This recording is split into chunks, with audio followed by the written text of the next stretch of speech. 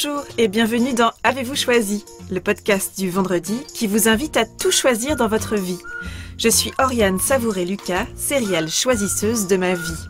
J'ai les pieds sur terre, la tête dans les étoiles et je vous propose d'explorer avec curiosité le vaste et intrigant territoire du choix. Cette exploration, je vous y invite à travers des réflexions, des questionnements et des ressources qui m'aident à choisir ma vie, ou encore à travers une conversation que j'ai eue avec une personne que je trouve inspirante sur la question du choix. Je suis coach et j'accompagne les personnes qui le souhaitent à tout choisir dans leur vie pour réenchanter leur quotidien et développer leur impact dans leurs différentes sphères de vie et d'influence.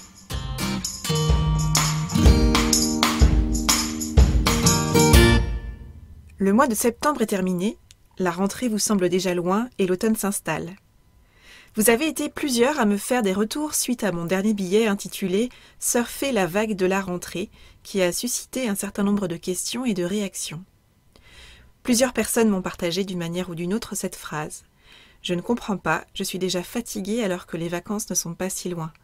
J'ai déjà perdu tout le bénéfice de mes vacances. » Pêle-mêle, j'ai entendu votre envie de prendre les événements et le flot de la rentrée avec plus de distance et de légèreté, et dans le même temps, combien vous aviez de choses à gérer. Vous êtes nombreux et nombreuses à m'avoir partagé votre impression, quelques jours seulement après la fin des vacances, de vous sentir déjà sous l'eau, d'être déjà submergé par une déferlante à laquelle vous ne parvenez pas à faire face, malgré votre envie de ne pas subir le flot d'événements du mois de septembre. Mais malgré tout, tout se bouscule au portillon, la machine s'emballe en quelques jours, le niveau de stress et d'anxiété augmente rapidement, avec pour résultat le moral en berne, les pensées et les émotions qui s'affolent, et tout ce qui ne se déroule pas selon les plans qui vient alimenter la machine à rumination. Alors un mois après la rentrée, le disque dur est déjà plein. Il n'y a plus ou presque plus d'espace mental disponible, la surchauffe pointe son nez, le cerveau rame, met du temps à intégrer de nouvelles informations, tout occupé qu'il est à chercher un peu de place supplémentaire, comme dans un box de rangement déjà très encombré. Cet encombrement ralentit la circulation dans le box et l'identification des informations recherchées. Les recherches sont souvent plus longues que prévues, plus laborieuses, et le temps de traitement s'allonge, un peu comme dans une réserve de magasin qui serait mal rangée. Résultat, l'impression désagréable et parfois anxiogène d'être toujours en retard sur ce qui devrait être fait. Cette sensation de trop-plein et cette impression de pédaler dans la semoule semblent être fréquemment vécues et observées dans les périodes de rentrée, de reprise. Ça papillonne, ça se disperse, des palpitations affolent notre système interne et une bouffée de chaleur peut nous envahir rien qu'à l'idée de tout ce qu'il nous reste à faire. De la gestion des inscriptions aux fiches de renseignements à compléter, aux abonnements à renouveler en passant par les rendez-vous médicaux à prendre, à honorer et par les projets importants à lancer ici ou là. Tout se passe comme si une fuite se déclenchait dans votre tuyau d'énergie à la rentrée de septembre. Une fuite d'abord à peine perceptible, puis de plus en plus importante, accentuée par des journées plus courtes et une luminosité en baisse. Je parlais dernièrement de ce sujet avec une amie qui me faisait remarquer que traditionnellement, la période de juin est également une période très chargée et qu'elle génère également beaucoup d'agitation, d'action, de mobilisation. Cependant, je remarque une énergie différente en fin d'année scolaire, par exemple. Alors, qu'est-ce qui est différent puisque la quantité de choses à faire et à gérer est globalement identique en début d'année et en fin d'année? Eh bien, à quelques jours des vacances, tout se passe comme si nous étions boostés, malgré la fatigue, malgré les différentes actions à mener et à réaliser, comme si nous étions boostés par un regain d'énergie pour finir ce qu'il y a à finir. On résout toutes nos affaires en suspens, on gère enfin ces grains de sable dans notre machine, ces sujets qui prennent trop de mémoire vive dans notre esprit depuis trop longtemps, ces gravillons dans notre chaussure qui ralentissaient jusqu'alors notre allure pour avancer vers les nouveaux projets, et ces projets dont on a à cœur de se débarrasser avant les vacances, qu'on a envie de boucler avant de partir en vacances, histoire de partir l'esprit tranquille. Nous n'avons donc pas moins de choses à faire en fin d'année qu'en début d'année, mais notre motivation à clore ce qu'on choisit de boucler avant les vacances améliore notre niveau d'énergie. À l'inverse, en début d'année scolaire, nous sommes dans une période au cours de laquelle nous ouvrons de nouveaux dossiers, parfois en grand nombre, en plus de ceux qui sont déjà ouverts. On s'engage dans divers projets, petits ou grands, dans des projets qui comptent, qui nous mobilisent, qui mobilisent toutes nos ressources. Sauf que les nouvelles affaires que nous avons prises viennent s'ajouter à la pile des affaires non résolues, à la pile de nos affaires en suspens. Alors, il faut noter que le statut « en suspens » signifie littéralement « dans un état d'interruption momentanée ». Mais bien souvent, nos affaires en suspens sont plongées dans un état d'interruption prolongé. Une affaire qui attend d'être réglée depuis un très long moment est une affaire en souffrance. Et à divers degrés, cette affaire en souffrance contribue à un inconfort, voire à une réelle souffrance pour la personne qui est concernée. Les affaires non résolues sont souvent des affaires qui nécessitent un choix de notre part, petit ou grand. Et si ces affaires ne sont toujours pas classées et qu'elles sont ouvertes depuis des jours, des semaines, des mois, voire parfois des années, c'est parce que nous n'avons pas fait de choix dans cette affaire, consciemment ou inconsciemment, pour la résoudre. Et c'est ainsi que le nombre d'affaires en suspens s'accumule et accapare notre disque dur interne. Qu'il s'agisse d'affaires courantes, sur des situations du quotidien par exemple, ou d'affaires qui concernent des choix de vie. Et ces affaires en suspens, voire en souffrance, accaparent notre esprit et tournent en boucle. Et notre cerveau nous rappelle régulièrement tout ce que nous n'avons pas encore traité, s'assurant ainsi qu'on ne perde pas de vue nos affaires irrésolues. Et ce sont toutes ces pensées qui nous pompent de l'énergie et qui accaparent notre temps de cerveau disponible, en laissant ainsi peu, voire pas du tout de place pour les nouveaux projets dans lesquels nous avons envie de nous engager. Donc la question qu'on peut se poser, c'est comment pouvons-nous générer le niveau d'énergie que nous avons à quelques jours d'un départ en vacances, par exemple, mais ce, à tout moment de l'année, quelles que soient les circonstances de notre vie, et y compris en période d'ouverture de nouveaux dossiers. Parce que ce n'est pas simplement la perspective des vacances qui modifie notre niveau d'énergie lorsque nous sommes à quelques jours d'un départ en congé, c'est également notre mobilisation à honorer les différents engagements qu'on a pu prendre envers les autres et envers soi-même et qui sont restés en suspens depuis quelque temps. C'est pourquoi résoudre un maximum d'affaires non résolues constitue un moyen vraiment efficace de désencombrer son esprit et de retrouver énergie et sérénité pour libérer du temps de cerveau pour les projets petits ou grands qui ont du sens et de la valeur pour nous, et ce, quelle que soit la période de l'année. Il s'agit donc à la fois de résoudre nos affaires non résolues, c'est-à-dire d'effacer l'ardoise, et de prendre l'habitude, par exemple, de clore au moins un dossier, en suspens, en cours, avant d'en ouvrir un nouveau. Et quand je parle de dossiers en suspens, d'affaires non résolues, cela concerne aussi bien les sujets du quotidien comme des affaires plus anciennes qui peuvent entraver une évolution vers de nouveaux horizons, de nouvelles relations, de nouveaux départs dans notre vie.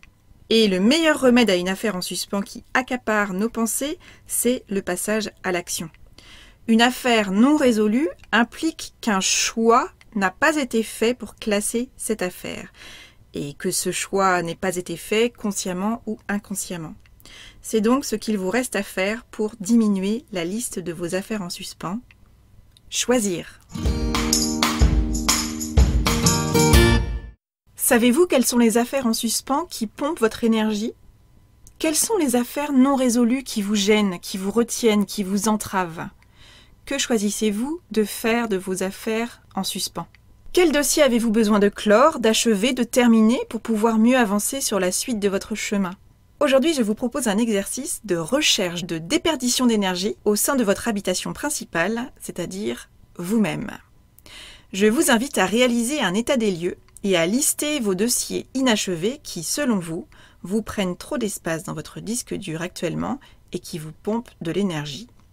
Alors je vous invite à prendre un quart d'heure à 30 minutes de votre temps et à commencer par une étape que je vais appeler de désencombrement de votre esprit qui va vous permettre de mettre un peu d'ordre dans votre cerveau. Je vais vous inviter à faire une liste des affaires qui vous préoccupent et que vous considérez comme des affaires non résolues, des dossiers en suspens de votre vie. Alors j'insiste, ça peut être des petites choses du quotidien, de la logistique, comme des sujets plus profonds qui relèvent davantage des choix de vie, des dossiers plus denses. Alors attention, à ce stade, ne cherchez pas de solution. Il ne s'agit pas non plus de se désoler de tout ce qui est en suspens dans sa vie. Là, on est vraiment dans une idée de faire la liste des dossiers qui nous accaparent l'esprit de manière plus ou moins consciente. Et donc, c'est vraiment en se mettant dans cette optique d'une séance de brainstorming avec soi-même que vous allez vraiment pouvoir identifier l'ensemble des sujets qui vous préoccupent. Ne cherchez pas non plus à prioriser et à indiquer une sorte de degré d'importance et de gravité de l'affaire en suspens. Là, on est vraiment dans une logique d'accumuler le maximum des sujets qui restent irrésolus pour vous aujourd'hui. Et puis, je vous invite à être attentif ou attentive aux émotions qui vous traversent lors de cet exercice. Listez tout simplement sur le papier tout ce qui vous vient comme affaire non résolue de votre vie. Ne cherchez pas à trier de quelque manière que ce soit. Ce qui vous vient à l'esprit est important d'une manière ou d'une autre. Une fois que cette liste est faite, je vous invite à la lire et à identifier pour chacune de ces affaires la première action à poser pour avancer vers la clôture de ces dossiers. Ça peut être ce papier que vous devez retourner signer, ce rendez-vous médical que vous ne cessez de reporter, cette réponse à donner depuis plusieurs semaines, cet appel à passer, cet abonnement à résilier, cette poignée de porte à réparer, ce meuble qui est bancal et qu'il faudrait caler, cette ampoule à changer, cette armoire à vider, ce rêve interrompu à laisser s'envoler ou ce deuil à traverser. L'objectif ici, c'est véritablement de choisir ou de rechoisir les dossiers qui sont toujours ouverts chez vous et qui vous mobilisent. Pour chaque action, vous pouvez vous demander si c'est vrai que cette affaire est toujours en suspens pour vous. Vous pouvez tout à fait choisir sur l'instant que telle ou telle affaire n'a plus à vous préoccuper, n'a plus à vous occuper l'esprit. Parfois, le simple fait de voir une affaire en suspens écrite là sous vos yeux vous permet de la résoudre. Si c'est le cas, choisissez en toute conscience de ne plus accorder de temps ni d'énergie à ce sujet. Le dossier est clos. Barrez cette ligne et remisez le dossier dans l'étagère mentale de vos archives ou bien directement dans la corbeille de votre esprit. Là, c'est à votre choix. Si vous auto-confirmez que tel dossier est un dossier en suspens, alors vous avez à faire un choix. Demandez-vous par quoi vous choisissez de commencer pour avancer vers la résolution de cette affaire. Quelle est la première action que vous choisissez de poser? Et n'hésitez pas à partir sur des actions très petites. Selon la nature de l'affaire en suspens, la première et parfois la dernière action à entreprendre peut relever de la logistique pure et nécessiter un achat par exemple ou un petit peu de travail manuel comme acheter une ampoule, huiler le gond de la porte qui grince depuis des mois, acheter des enveloppes, etc. Cela peut concerner quelques travaux de recherche, retrouver une adresse mail, un numéro de téléphone, etc. Ou bien peut-être que ça peut impliquer une action émotionnellement plus engageante qui peut prendre la forme d'une lettre de remerciement, une lettre d'au revoir, une lettre de pardon, une discussion pour clore un dossier qui dure depuis trop longtemps et qui vous empêche d'avancer.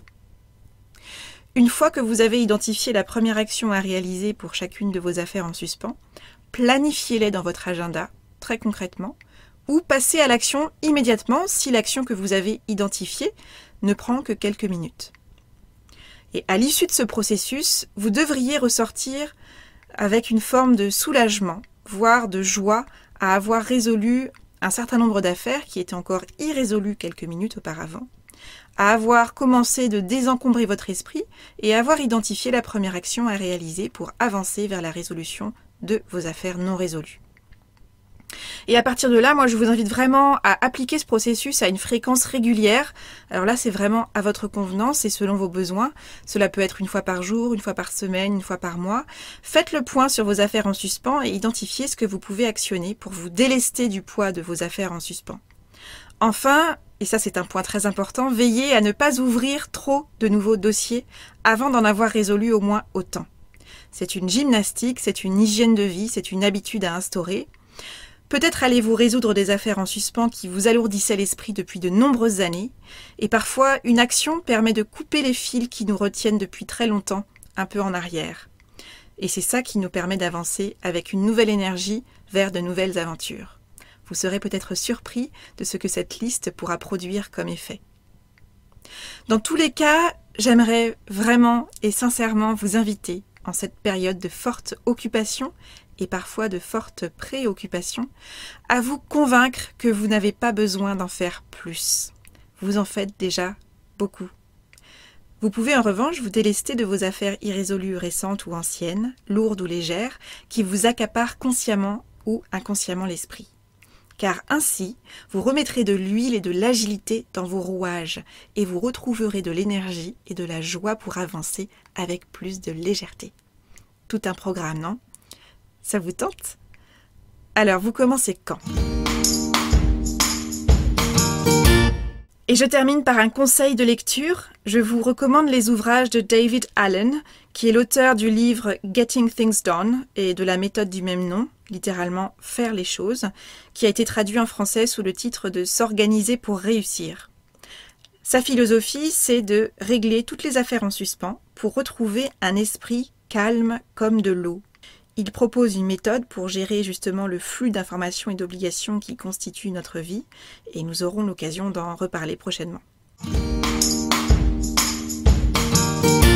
Si vous vous sentez essoufflé par la cadence qui est la vôtre ces derniers temps, voire submergé par la vague de vos contraintes et de vos engagements, et que vous aimeriez gagner en clarté sur ce que vous voulez vraiment, sachez que je peux vous accompagner à révéler vos choix authentiques et vos singularités pour retrouver votre souffle et vous créer une vie sur mesure.